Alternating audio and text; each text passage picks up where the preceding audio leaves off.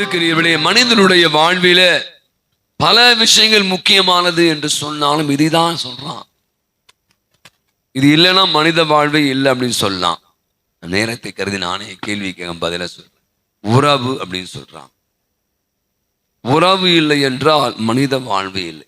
Martin பூபர் என்ற ஒரு மிகப்பெரிய அறிஞர் சொல்றாரு, மனித வாழ்வே உறவு வாழ்வு, உறவில்லாத ஒரு வாழ்வு மனித வாழ்வு இல்லை அப்படின்னு சொல்றார்.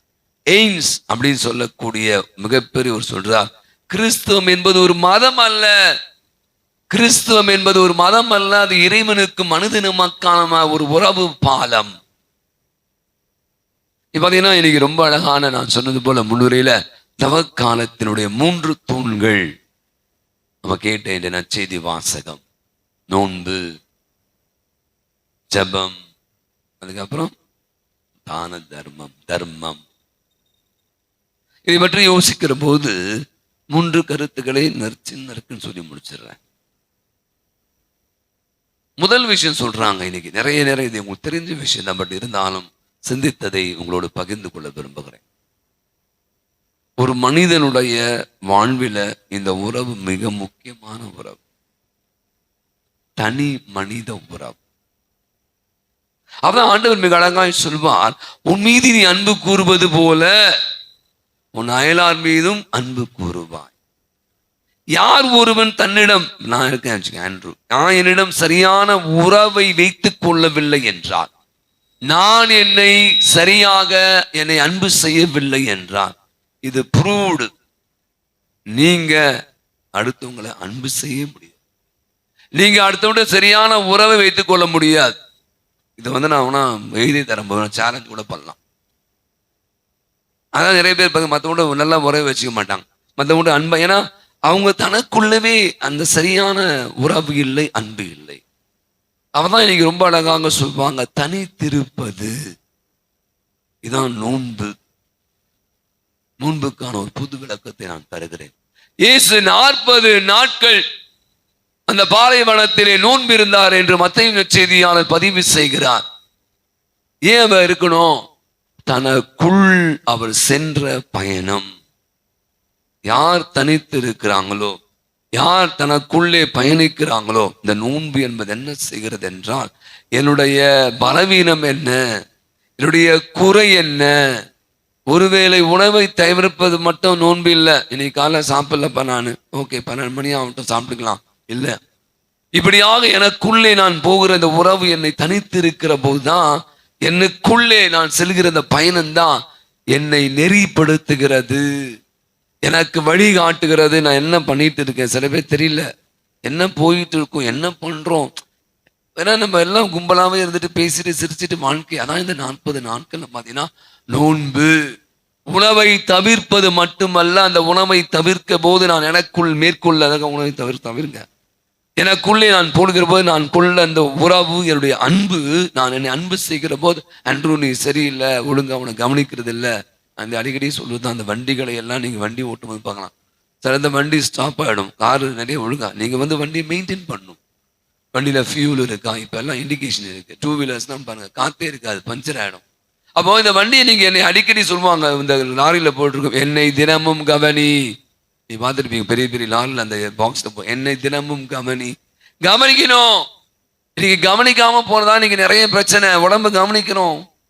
நீங்க என்ன சொல்ல, இருமல் சளி இருக்கு, ஒன்னும் இல்லைங்க, பார்த்தீங்களாங்க, அவ்வளோதான், அந்த நோயாய் மாறி நீங்க பல விதமான பிரச்சனைகளுக்கு காரணமா. முதல் விஷயம், நான் எனக்குள்ள உறவு, தனி மனித உறவு, அவனுக்குள்ளே புகழ் பார்த்தீங்கன்னா ஆட்டோமேட்டிக்காக நீங்க, நான் சொல்லுவேன், நீங்க ஆல்மோஸ்ட் நீங்க மற்றவங்களை அன்பு செய்ய ஆரம்பிச்சிருங்க. மற்றவங்ககிட்ட நீங்க நல்ல உறவு, நீங்க இது நான் சொன்னதை அப்புறமா கூட யோசிச்சு பார்க்கலாம். எப்பெல்லாம் நான் எனக்குள்ள சரியான உறவை வைத்துக் கொள்ளவில்லையோ, அப்போதெல்லாம் நான் மற்றவரிடம் சரியான உறவை வைத்துக் கொள்ளவே முடியாது. எப்பெல்லாம் நான் மகிழ்ச்சியா இல்லோ, எப்பெல்லாம் நான் என் அன்பு செய்யலையோ, அப்பெல்லாம் நீங்க மற்றவங்களை மகிழ்ச்சியா வச்சுக்க மாட்டீங்க. ரொம்ப டார்ச்சர் பண்ணுவாங்க. சில பேர்லாம் பார்த்துருப்பீங்க, மூஞ்சி காட்டிக்கிட்டே இருப்பாங்க. அதுதான் சொல்றேன், இன்னைக்கு முதல் நோன்பு என்பது என்னை, எனக்குள்ள இருக்கிற இந்த மாதிரி இல்லாத தேவையில்லாத விஷயங்களை எல்லாம் களைவதற்கான ஒரு மிகப்பெரிய ஒரு விஷயம் தான் இன்னைக்கு நோன்பு. 2வது விஷயத்தை நம்ம சிந்திக்கலாம். சொன்ன மாதிரி இன்னைக்கு தர்மம் செய்வது. நிறைய பேர் சொல்லுவாங்க, நான் பிச்சைக்காரனுக்கு அவ்வளவு காசு போட்டு. பிச்சை போடுவது அல்ல தர்மம். அன்னை தெரேசாவுடைய வாழ்வில் நடந்த நிகழ்ச்சி நான் பகிர்ந்து கொள்ள விரும்புகிறேன். அன்னை தெரேசா அந்த நோபல் பரிசை பெற்றுவிட்டு இந்தியாவுக்கு வருகிறாங்க. பூனாவில் ஒரு கூட்டம் நடக்கிறது. அப்ப அன்னை தெரேசா மிக அழகாய் சொல்கிறார், நம்ம இன்னைக்கு என்ன செய்யணும்னா, நம்மை விட, அழகான வார்த்தை சொல்றாங்க, நம்மை விட வறுமையில் வாழ்கிறவர்கள், நம்மை விட துன்பத்தில் துயரத்தில் இருப்பவர்களுக்கு நம்மால் ஆனதை கண்டிப்பாக செய்யணும். ஒன்று, தன்னிடம் இருக்கிற மீதியை கொடுப்பதல்ல, தனக்கென்று வைத்துக் கொள்வதை அவர்களுக்கும் கொடுத்து உதவுதான் உன்னதமான தானம், தர்மம் அப்படின்னு சொன்னாங்களாம். இதை ஒரு இடத்துல பேசிட்டு வெளியே வராங்க. அந்த பேச்சை கேட்கிறான் ஒரு பிச்சைக்காரன். நடந்த நிகழ்வு அன்னை தெரேசா ஒரு இடத்துல பதிவு செய்யறாங்க அவங்க புத்தகத்தை. பார்த்தீங்கன்னா அந்த பிச்சைக்காரன் சொன்ன, அம்மா நீங்க பேசுறது நான் கேட்டேன், நான் நினைச்சேன் நான் தான் ரொம்ப வறுமையில் இருக்கேன், நான் தான் ரொம்ப கஷ்டப்பட நினைச்சேன். ஆனா நீங்க சொன்ன பிறகு என்னை விட இன்னும் நிறைய பேர் கஷ்டத்தில் இருக்காங்க, என்னை விட இன்னும் நிறைய பேர் வறுமையில் இருக்காங்க என்று சொல்லி அவன் தான் பிச்சை எடுத்த அந்த பணத்தை எடுத்து, என்னம்மா நீ ஏதாவது செய்மா யாருக்காவது அப்படின்னு சொன்னானா. அன்னை தெரேசா வேறு இடத்துல சொல்றாங்க, நான் வாங்கிய நோபல் பரிசை விட, யோசிச்சு பண்ணீங்க, நான் வாங்கிய நோபல் பரிசை விட அந்த சகோதரன், பிச்சைக்காரன் அவங்க யூஸ் பண்ணல, சகோதரன் கொடுத்த அந்த காணிக்க, அந்த பணம் எனக்கு மிக பெரிதாக இருந்தது. இன்னைக்கு நான் சொல்ற இரண்டாவது இதுதான் தானம். தானம் என்பது என்ன? நம்ம சேர்த்து வைத்ததை கொடுப்பது. அல்லது யாருக்கா, ஃபாதர் நான் எனக்கு அது கொடுத்தேன், இது கொடுத்தேன், 10 பேருக்கு டீ வாங்கி கொடுத்தேன், குட், நல்லதுதான், சந்தோஷம். தனக்கென இருப்பதிலிருந்து கொடுப்பது. அதுதான் நீங்க பாத்தீங்கன்னா இயேசு அந்த 2 செம்பு காசு போட்ட கைம்பெண்ணையே இயேசு புகழ்ந்தார். தனக்கென வைத்திருந்ததை, தனது ஆதாயமானதை, வேற எதுவுமே இல்லை, அதனாலதான் இயேசு அவனை தூக்கி பிடித்து ஆடுவதை நம்ம வாசிக்கிறோம். அப்ப இன்னைக்கு நம்முடைய 2வது தானம், பிறருக்கான உறவு. அப்ப இந்த உறவு என்ன செய்கிறது? நான் சொன்ன அடுத்தவர் மீது கொண்ட உறவு. இதுதான் உண்மையான அன்பு, இதுதான் உண்மையான தானம். 3வது நீங்க பாத்தீங்கன்னா ரொம்ப அழகான கடவுளுக்குரிய அந்த உறவு, ஜெபம். ஜெபம் இன்னைக்கு நிறைய நேரங்கள் அதை பத்தி நிறைய கேள்விப்பட்டிருப்போம். ஜெபம் என்பது எப்ப பாரு பிச்சைக்காரமான போய் உட்காந்து எனக்கு அதை கூடு இதை கூடு என்று கேட்டுக்கொள்வது அல்ல. ஜெபம் கடவுளுக்கும் எனக்குமான நெருக்கமான உறவு முறை என்று சொல்லுகிறார். நான் சொன்ன 3 விதமான உறவு, தனக்குள் தனி மனித உறவு, பிறரிடம் உறவு, இறைவனிடம் உறவு. அப்போ இந்த இறை மனித உறவினுடைய மையமே ஜெபந்தான். அது எப்போ நம்ம உணர்றோமோ அப்போ கடவுளோடு நம்ம ஒன்றித்திருக்கோம். அதான் நிறைய நேரங்களை ஜெபத்துல செலவழிங்க. வசனம் இன்னைக்கு ரொம்ப அழகாய் சொல்ற மாதிரி, இப்போதாவது நோன்பிருந்து, இப்போதாவது புலம்பிக் கொண்டு உங்கள் ஆடைகளை கிழித்துக் கொள்ளாமல் உங்கள் இதயத்தை கிழித்துக் கொள்ளுங்கள். இன்னைக்கு நாம வாசித்த 2, இன்றே தகுந்த காலம், இதுதான் சரியான நாள், இதுவே தகுந்த காலம், இன்றே மீட்பு நாள் என்று பவுலடிகளார் சொல்வதை நம்ம வாசிக்கிறோம். அப்ப இன்னைக்கு இந்த தவ காலத்தை எப்படி பார்க்கலாம்? 40 நாள் நிறைய வீடியோஸ் போட்டிருக்காங்க. நான் அதை பண்ண மாட்டேன், இதை பண்ண மாட்டேன், எதை செய்ய மாட்டேன், இதை செய்ய மாட்டேன், இதையெல்லாம் பண்ணுவேன் அப்படி ஒரு பெரிய லிஸ்டே போடுவீங்க. 1ஆம் தேதி நான் திருப்பி பேசுறேன், ஜனவரி 1ஆம் தேதி. எத்தனை பேர் ரெசல்யூஷன் சொல்லுவாங்க, நான் இந்த வாரம் பாருங்க 5 மணிக்கு ஓடுவேன். எத்தனை பேர் ஓடி இருப்பீங்க? 3வது மாசம் வந்துடுச்சு. சில விஷயங்கள் நம்ம செய்யணும்னு நினைப்போம், செய்யவே மாட்டோம். ஆனால் இன்னைக்கு நான் சொல்ல விரும்புது, அந்த 40 நாள்ல இந்த 3 மிக அற்புதமான, உங்களை முதல்ல நீங்க அன்பு செய்யாரு. உங்களை அதிகமாக நீங்க செல்ஃபிஷ்காக சொல்ல, என்னை அன்பு செய்யும் போது தான் என்னுடைய உறவு சரியா இருக்கும். ஆட்டோமேட்டிக்கா என்னை மற்றவங்களை பார்க்கும் போது என்னால வைக்க முடியாது, என்னை உந்தி தள்ளுகிறது. அப்போ அது அடுத்தவங்க மாரி நான் சொல்வேன். இன்னைக்கு வெறுமனே இந்த தானம் என்பது வெறுமனே பணம் இல்லை. நான் பலமுறை சொல்வது, நம்முடைய கரிசனை, நம்முடைய நேரத்தை கொடுப்பது, அவங்க மேல அன்பா இருப்பது, அக்கறையா இருப்பது, இதாங்க எனக்கு முக்கியம். இதை செய்ய முயற்சி. 3வது நான் சொன்ன மாதிரி இந்த கடவுளோடு உள்ள உறவு நமக்கு மிகப்பெரிய ஒரு சக்தியாக இருக்கு. அப்ப இந்த 40 நாட்கள்ல நாம் செய்ய இருக்கிற பலவிதமான அறச்செயல்கள், தவச்செயல்கள் எல்லாம் நம்மை முழு மனிதனாக மாற்றணும்.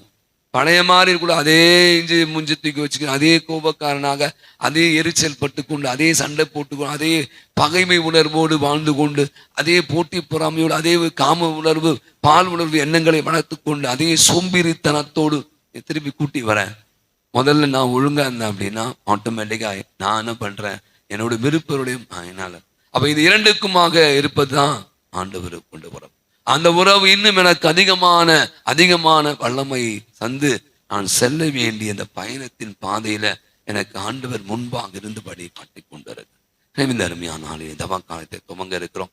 2025ஆம் ஆண்டு நம்ம அதிகமா சொல்லுதான். போன வருஷம் இந்த மாதிரி இந்த வருஷம் இருக்குன்னா இல்லை அதே மாதிரிதான் இருக்கணும். இல்ல சும்மா கடமைக்காக நான் 40 நாள் கறிமீன் சாப்பிட மாட்டேன், 40 நாள் நான் நோன்பு இருப்பேன், 40 நாள் திருப்பலிக்கு வருவேன். ஓகே, வெறுமனே 40 நாட்களுக்கு மட்டுமே இது நமது வாழ்வாக மாறும். நீங்க அழகாய் சொல்றாங்க பெரிய பெரிய இந்த உணவு முறையை பத்தியும் 40 என்பது மண்டலம்.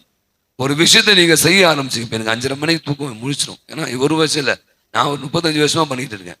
சிஸ்டர்ஸ்க்கு 4:30 மணிக்கு எழுந்துப்பாங்க. அவங்களுக்கு 4:30 மணி எழுந்தணும், வேற வழியே இல்லை, கட்டாயம்லாம் இல்லை, பழக்கமாயிடுச்சு. அப்போ ஒரு விஷயத்தை நீங்க பழக்கப்படுத்தி கொண்டீர்கள் என்றால் அதுதான் உங்க வாழ்க்கை. நல்ல விஷயம் கெட்ட விஷயம் நீங்களே முடிவு பண்ணுங்க. அதான் இந்த 40 நாட்கள். அப்போ ஒரு விஷயத்தை நம்ம பழக்கப்படுத்தி கொண்டோம் என்றால் தான் நல்ல விஷயங்கள் சொன்ன மாதிரி பூசைக்கு வருது, ஜோம் சொல்றது, சீக்கிரமா எழுந்துக்குது, வேற நல்ல பல காரியங்கள், இதை நல்ல விஷயங்களை பழக்கப்படுத்தி கொள்ளுங்கள்.